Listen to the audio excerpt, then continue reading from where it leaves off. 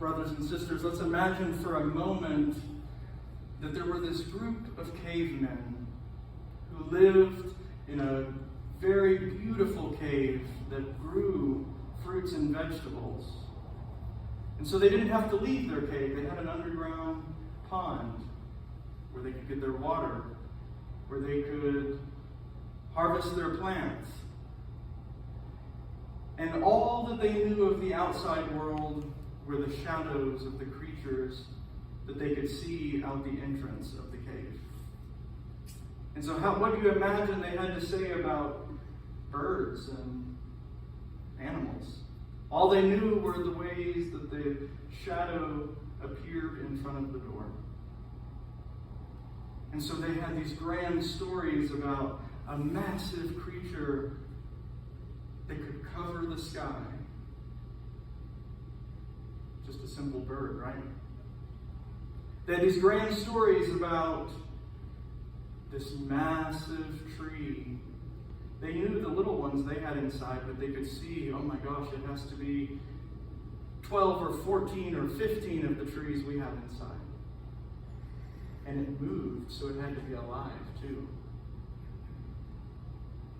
They had all of these grand stories, and then one day their own trees started to die in their underground forest.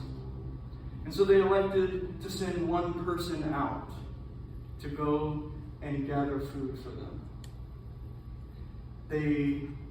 After the election, the hunter-gatherer went outside, and the massive creature that they had seen in the shadows was a tiny cardinal nesting outside the entrance. The massive tree, well, it was a normal-sized tree. It just happened to be the way the shadow landed on the front entrance. And so he went back inside and he told all of the other cavemen, oh my gosh, it's actually just a tiny bird. It's super not what we thought. And they laughed at him. They laughed at him and said, what the heck are you talking about? This guy doesn't know anything. And eventually he made it his quest to teach them what was actually going on outside. And what did they do? They burned him at the stake. Why is it that when we have these certain narratives that we tell, it's so hard for us to change? You say to me, Father Brett, that's a gruesome end to the story, but how many of those stories do we have in our own real history?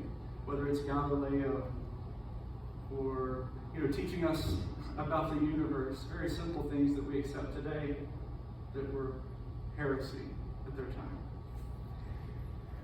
James and John in today's story are experiencing a little bit of that. They have this narrative about how Jesus is supposed to be a grand military leader who's going to appoint them to be generals. So when they're asking to be at his right and his left, they're imagining we're going to be the ones in charge. We're going to be the ones running things.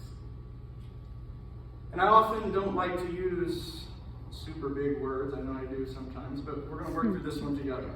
Anthropomorphize, to make something human that isn't, to change something into human. And we like to anthropomorphize God. We like to change God into a person, to put God in a box. We like neat boxes, left and right, purple and yellow. We like to make things easy and categorized. But this isn't the way human existence actually works, and it's certainly not the way God works. God is much bigger than the things we can imagine and the boxes we can put God in, just like God's creation. And unfortunately, many philosophers have come to the realization that all too often we are not made in God's image, but God is made in our image. That we turn God into the things about us that we like the most. God likes the people we like, and God doesn't like the people we don't. Jesus came to say, you've made God something God isn't. God is your parent, Jesus tells us. God is the greatest and most compassionate, loving creator you could even imagine. Brothers and sisters, there's one more story I want to tell, and it's about a man who was talking with his son, and his son says to him, "I don't understand God."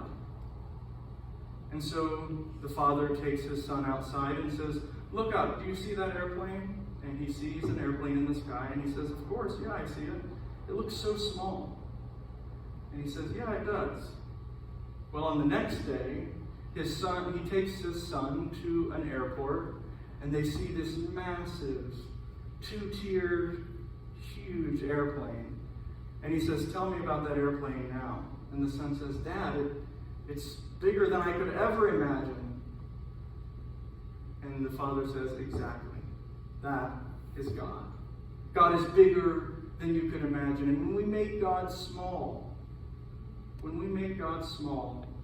we are doing a disservice to God and to ourselves.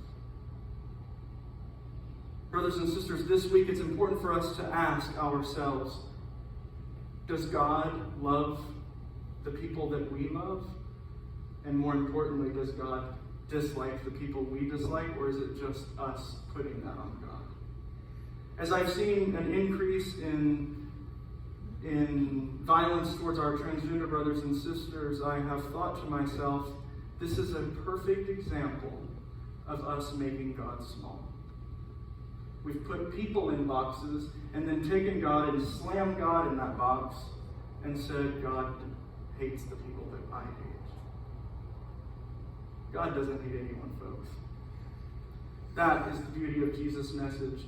The beauty of making God as grand as God is, of seeing the big airplane before us, is that we are all invited aboard it. We are all invited. Amen? Amen.